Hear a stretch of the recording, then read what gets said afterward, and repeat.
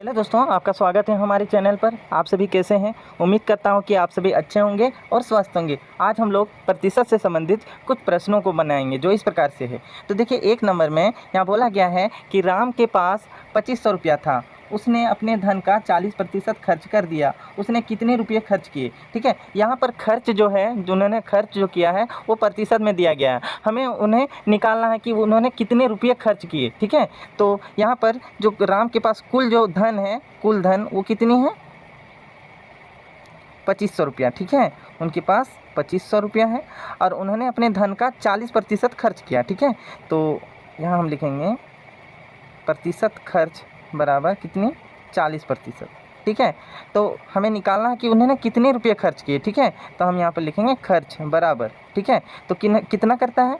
तो धन का 40% उन्होंने खर्च किया। ठीक है, तो कुल धन जो है वो 2500 रुपया है। हम यहाँ पर 2500 लिखेंगे। का कर तो गुना होता है और 40% जो है हम इसे 40/100 के रूप में लिखेंगे। ठीक है, अब देखिए, यहाँ 2 जीरो और यहाँ 2 जीरो, ये दोनों कट जा रही है। ठीक है, अब हम 25 से 40 को गुना कर देंगे। 25 गुना 40। ठीक है, 25 को 4 से गुना करने पर ये 100 होती है। ठीक है, और इधर में 1 जीरो लगा हुआ, 1 जीरो लगा देंगे। मतलब उन्होंने अपने धन का 1000 रुपये खर्च किए। ये हमारा आंसर आ गया। दूसरा नंबर का प्रश्न है, राशि का 25% 500 है, तो वह राशि ज्ञात कीजिए। ठीक है, हमें इसमें राशि निकालना है। मतलब जो राशि है, राशि का 25% यहाँ 500 दिया गया है। ठीक है, हमको राशि निकालना है। तो सबसे पहले हम यहाँ पर लिखेंगे माना राशि बराबर x। ठीक है, तो राशि का कितना? 25% कितनी है? तो 500 है। ठीक है, तो राशि का 25% बराबर कितनी है? तो यहाँ 500 है। ठीक है, हम यहाँ राशि को x माने हैं तो यहाँ x लिखेंगे। x का तो गुना होती है, 25% को हम 25/100 के रूप में लिखेंगे बराबर इधर 500। ठीक है, अब देखिए यहाँ पर x बराबर 500, यहाँ पर देखिए बटा 100 है, मतलब यहाँ भाग 100 हुई है। जब बराबर के इस पार करेंगे तो ये इधर गुना हो जाएगी। ठीक है, और यहाँ पर देखिए x के साथ 25 गुना हुई है। जब बराबर के इस पार करेंगे तो ये भाग के रूप में, हम बटा के रूप में नीचे लिखेंगे। ठीक है, कुछ इस प्रकार से मेरा समीकरण आया। अब हम इसे कटाएंगे। ठीक है, 25 से कम 25, 25 दूना 50 और यहाँ पर 1 जीरो है, 1 जीरो लगा देंगे। ठीक है, तो x बराबर जो मेरा मान जो आया 20 गुना इधर 100। ठीक है, अब इनको गुना करेंगे तो 2 एकम 2। अब यहाँ पर हम जीरो को गिनेंगे, कितनी जीरो होते? 1 2 3, 3 जीरो लगा देंगे। ठीक है, तो x का मान जो आया वो 2000 और x हम राशि को माने थे। मतलब हमारा जो राशि जो है, कुल राशि वो कितनी रुपये है? तो वो 2000 रुपये है। ठीक है, तीसरा नंबर में, सीता 20 किलोमीटर की दूरी तय की। उसने इस दूरी का 80% भाग बस में तय किया। यह दूरी ज्ञात कीजिए। मतलब जो उन्होंने बस से जो दूरी तय करता है, हमें उनका दूरी निकालना है। यहाँ पर जो बस से उन्होंने दूरी तय की वो प्रतिशत में दिया गया है। ठीक है, तो हम सबसे पहले यहाँ पर लिखेंगे कुल दूरी तय बराबर कितने? तो 20 किलोमीटर। किलोमीटर को हम किमी से डिनोट करते हैं। की मतलब किलो होता है और मी मतलब मीटर। ठीक है, उन्होंने बस से 80% भाग दूरी तय की। ठीक है, तो हम यहाँ लिखेंगे बस द्वारा तय दूरी का प्रतिशत। ठीक है, कितना है? 80% भाग। ठीक है, तो यह दूरी कितनी है? मतलब उन्होंने बस से कितनी दूरी तय की, तो हम यहाँ पर लिखेंगे बस द्वारा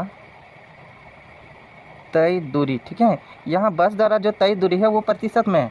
हमें निकालना है कि उनका मान कितना होगा। ठीक है, तो कुल दूरी कितनी है? तो कुल दूरी का उन्होंने 80% भाग बस से तय की। ठीक है, कुल दूरी यहाँ 20 किलोमीटर है, तो 20 किलोमीटर का करते गुना होती है। ठीक है, 80% को 80/100 के रूप में ही लिखेंगे। ठीक है, यहाँ 1 जीरो और यहाँ 1 जीरो कट जा रही है, फिर यहाँ पर 1 जीरो, ये जीरो कट जा रही है। अब हम यहाँ पर 2 गुना 8 बटा इन दोनों को गुना करेंगे तो 2 8 कितनी हो जाएगी? ये 16। मतलब उन्होंने बस द्वारा जो दूरी तय की वह 16 किलोमीटर। ये हमारा आंसर है। 4 नंबर का प्रश्न है, मोनी गणित की परीक्षा में 80 अंक में 60 अंक लाती है, प्राप्तांकों का प्रतिशत ज्ञात कीजिए। मतलब गणित की जो परीक्षा है उनमें कुल नंबर जो है 80 है। 80 में से मोनी जो है वो 60 अंक लाती है, तो हमें प्रतिशत में निकालना कि वो कितना प्रतिशत अंक प्राप्त करती है। ठीक है, तो यहाँ पर गणित में कुल अंक जो है वो कितनी है? तो 80 है। गणित में कुल अंक, ठीक है, वो कितने हैं? तो 80 है। और उसमें से गणित की परीक्षा में प्राप्त अंक जो उन्होंने प्राप्त किया वो कितनी है? तो 60 है। तो हमें क्या निकालना है? प्राप्तांकों का प्रतिशत। ठीक है, प्राप्तांकों का प्रतिशत। ठीक है, तो हम इसे बहुत ही ईजी वे में बना सकते हैं। तो देखिए उन्होंने प्राप्त कितना करता है, तो 60 बटा कितना में प्राप्त करता है, तो 80, कुल अंक 80 है, 80 में प्राप्त करता है, तो हम 60 बटा 80 लिखेंगे और यहाँ गुना हम 100 कर देंगे। ठीक है, अब देखिए इसका 1 0, इसका 1 0 कट जा रही है। अब इन दोनों को 2 से कटाते हैं, 2 तिया 6 और 2 चौक 8। ठीक है, फिर यहाँ 4 और ऊपर में 100, ये दोनों जो है 4 से कट जाएगी, 4 एकम 4, 4 दूनी 8, 10 में 8 घटाएंगे तो 2 बची, यहाँ 20 बना। ठीक है, 4 पंचे 20। ठीक है, अब हम 3 को 25 से गुना कर देंगे, 3 गुना 25, इनको गुना कर देते हैं, इनको गुना करते हैं तो 75 आता है। ठीक है, तो 75% उनका मान हो जाएगा। ये हमारा आंसर आ गया। 5 नंबर में प्रश्न है, एक स्वेटर का मूल्य 520 रुपया है।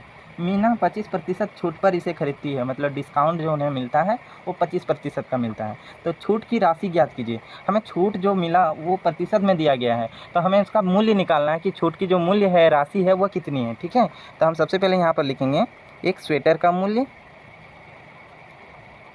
स्वेटर का मूल्य कितनी है, तो 520 रुपया है। ठीक है, 520 रुपया, और प्रतिशत छूट जो है वो कितनी है, वो 25% है। ठीक है, हमें छूट की राशि निकालना है। ठीक है, छूट की राशि मतलब छूट का मूल्य निकालना है। ठीक है, तो कितना स्वेटर का मूल्य है, 520।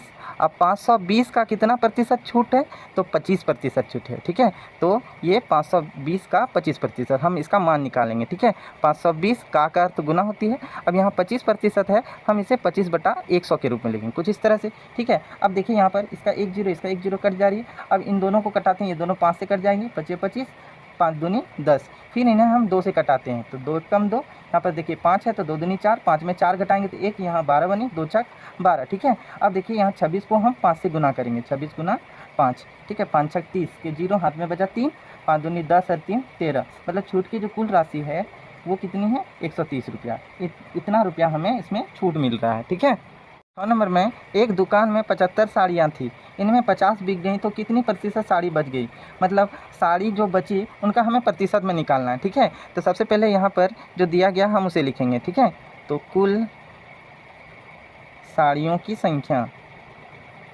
साड़ियों की संख्या ये कितनी है, तो 75 है। ठीक है, इनमें 50 बिक गई। ठीक है, तो साड़ियाँ लिखेंगे, साड़ियाँ बिक गई, कितनी बिक गई, तो 50 साड़ियाँ बिक गई, तो साड़ियाँ बच गई, कितनी बचेंगी, तो हम 75 में से 50 को घटा देंगे। ठीक है, 75 घटा 50, जब हम घटाते हैं तो इसका मान 25 आता है। यहाँ पर जो साड़ियाँ बची हमें प्रतिशत में निकालना है। ठीक है, तो हम लिखेंगे साड़ी बच गई, इसका प्रतिशत। ठीक है, बराबर। ठीक है, तो देखिए कितनी बच गई हैं, 25, 25 लिखेंगे, बटा साड़ियों की कुल संख्या कितनी है, तो 75 है, तो 25 बटा हम 75 कर देंगे और गुना इधर 100 लिखेंगे। ठीक है, अब देखिए 25 से कम 25, और 25 तिया 75 होती है। अब 1 को 100 से गुना करने पर ये 100 होगी, बटा इधर 3। ठीक है, कुछ इस प्रकार से आया। अब हम 3 से 100 को भाग दे देंगे। ठीक है, 3 से 100 को भाग देंगे, देखिए 3 तिया 9। ठीक है, 10 में 9 घटाएंगे तो 1 बचेगी, फिर यहाँ पर 0 है, 3 तिया 9। ठीक, फिर 1 बच जा रही है। ठीक है, तो हम इसे पूर्णांक में लिखेंगे, 33 का 33 ही लिखना है, और 1 जो यहाँ नीचे है इसे हम ऊपर में लिखेंगे, 3 इधर है, यहाँ पर लिखेंगे। ठीक है, तो ये 33 पूर्णांक 1/3% जो है हमारा ये आंसर आ गया। ठीक है, नंबर का प्रश्न है कि केरी ने 50 मीटर कपड़ा खरीदा, जिसका 60% स्कर्ट बनाने में लगाई। स्कर्ट बनाने में कितना कपड़ा लगा। देखिए यहाँ पर स्कर्ट बनाने में जो प्रतिशत है वो 60% कपड़ा का यूज होता है। ठीक है, तो हमें स्कर्ट बनाने में जो लगी कपड़े की हमें लंबाई निकालना है। ठीक है, तो सबसे पहले हम यहाँ पर लिखेंगे कपड़ा का कुल लंबाई। ठीक है, कपड़ा का कुल लंबाई ये कितनी है, तो 50 मीटर है। ठीक है, कपड़ा का कुल लंबाई बराबर 50 मीटर। ठीक है, अब हम लिखेंगे यहाँ पर स्कर्ट बनाने में लगा कपड़ा का प्रतिशत। ठीक है, तो कितना प्रतिशत स्कर्ट बनाने में लग रही है, तो 60% जो है स्कर्ट बनाने में यूज हो रहा है। ठीक है, तो हमें स्कर्ट बनाने में कपड़े की लंबाई निकालना है। ठीक है, यहाँ पर लिखेंगे स्कर्ट बनाने में कपड़े की लंबाई। ठीक है, अब देखिए कुल जो लंबाई है वो 50 मीटर है, 50 मीटर का कितना प्रतिशत स्कर्ट बनाने में लग रहा है तो 60%, ठीक है।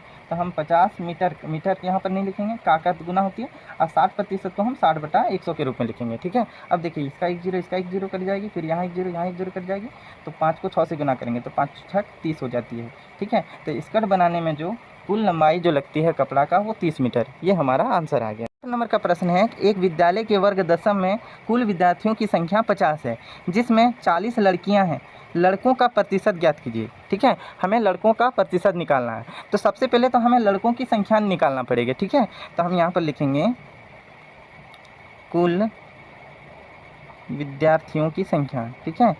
कुल विद्यार्थियों की संख्या ये कितनी है, तो 50 है, कक्षा 10 में, ठीक है। अब देखिए इसमें से जिसमें 40 लड़कियां हैं, तो लड़कियों की जो संख्या है वो कितनी है, वो 40 है। लड़कियों की संख्या ये 40 है, और टोटल विद्यार्थी कितनी, तो 50 है, ठीक है। तो हम लड़कों की संख्या निकालेंगे, तो लड़कों की संख्या बराबर, अब देखिए टोटल विद्यार्थी 50, उसमें से लड़कियों की संख्या 40 है, मतलब हम 50 में से 40 को घटा देंगे तो लड़कों की संख्या हमें प्राप्त हो जाएगा, मतलब लड़कों की जो संख्या है वह 10 है, ठीक है। अब हमको निकालना यहाँ पर है लड़कों का प्रतिशत ज्ञात कीजिए, ठीक है। तो हम यहाँ पर लिखेंगे लड़कों का प्रतिशत, लड़कों का प्रतिशत, ठीक है। अब देखिए लड़कों का संख्या कितनी है, तो 10 है, बटा और कुल जो विद्यार्थियों की संख्या कितनी है, तो 50 है, तो हम यहाँ 10/50 लिखेंगे और हम इसे 100 से गुना कर देंगे, ठीक है, कुछ इस तरह से। अब देखिए 50 से कम 50, 50 दूनी 100, तो यहाँ पर देखिए 10 गुना 2 मान आ रही है। अब इन दोनों को गुना कर देंगे, 10 दूनी 20, मतलब लड़कों का जो प्रतिशत है वो 20% है। 9 नंबर में एक व्यक्ति अपनी मासिक आय का 12% बचत करता है, उसकी मासिक खर्च 19,360 रुपया हो तो उसकी मासिक आय कितनी है, हमें इसमें मासिक आय निकालना है, ठीक है। तो सबसे पहले हम एक दो पॉइंट को लिखते हैं, ठीक है। यहाँ देखिए बचत जो है मासिक आय का कितना प्रतिशत है, तो 12% है, मासिक आय का 12%, ठीक है। तो जब बचत जो है मासिक आय का 12% है तो खर्च कितनी हो जाएगी, तो मासिक आय का कितना प्रतिशत, 100 में से हम 12 को घटा देंगे तो कितना होगी, 88%, मतलब मासिक आय का 88% जो है वो खर्च कर देता है, ठीक है। अब हम यहाँ पर लिखेंगे माना मासिक आय बराबर कितना, x रुपया, ठीक है, x रुपीज़, ठीक है। अब देखिए यहाँ पर मासिक आय का जो खर्च जो आया वो 80% है, और यहाँ पर खर्च जो वो दे दिया गया है वो कितनी है, तो 19,360 रुपये है, ठीक है। तो हम यहाँ पर लिखेंगे मासिक आय को x लिखें, तो x का 88% खर्च हो जा रही है, ठीक है। यहाँ पर खर्च तो यहाँ कितना हो रही है, तो 19,360, तो यहाँ पर हम 19,360 को लिखेंगे। अब देखिए x का अर्थ गुना होती है, 88% को हम 88/100 के रूप में लिखेंगे, बराबर इधर 19,360, ठीक है। अब देखिए यहाँ पर x बराबर 19,360, यहाँ पर देखिए 88/100, इधर 100 भाग हुई है, जब हम बराबर की इस पार करेंगे तो ये गुना हो जाएगी, बटा अब x के साथ 88 यहाँ गुना हुई है, जब बराबर के इस पार में लिखेंगे तो ये भाग के रूप में लिखेंगे, ठीक है। अब हम इसे कटाते हैं, ये दोनों जो है ना 11 से कट जाएंगे, ठीक है। हम 11 से कटाते हैं, 11 × 88, ठीक है। अब देखिए इसे कटाएंगे, 11 कम 11, 19 में 11 घटाते हैं तो 8 बचती है, यहाँ 83 बनी, ठीक है। 11 7 77, अब 83 में 77 को घटाएंगे तो 6 बचेगी, तो यहाँ ये 66 बन गई, तो 11 6 66, यहाँ 1 0 लगाएंगे। फिर देखिए कि ये अब ये दोनों 8 से कटेंगे, ठीक है, 8 1 8, देखिए यहाँ 17 है तो 8 दूनी 16, 17 में से 16 घटाएंगे तो 1 बचेगी, यहाँ 16 बन गई, तो 8 दूनी 16, यहाँ 1 0 लगाएंगे, ठीक है। तो x बराबर जो आया इन दोनों को गुना कर देंगे, 220 गुना इधर 100, ठीक है, 220 गुना इधर 100, देखिए 22 को 1 से गुना करने पर 22 होगी। अब यहाँ पर टोटल कितनी जीरो है, तो यहाँ पर देखिए टोटल 3 जीरो है, 1 2 3, तो 3 तो हम यहाँ 0 लगा देंगे, ठीक है। तो ये x का वैल्यू आया। तो हम यहाँ पर मासिक आय बराबर क्या लिखे थे, x लिखे थे, मतलब मासिक आय जो आया वो कितनी रुपये है, तो ये 22,000 रुपये है, ठीक है।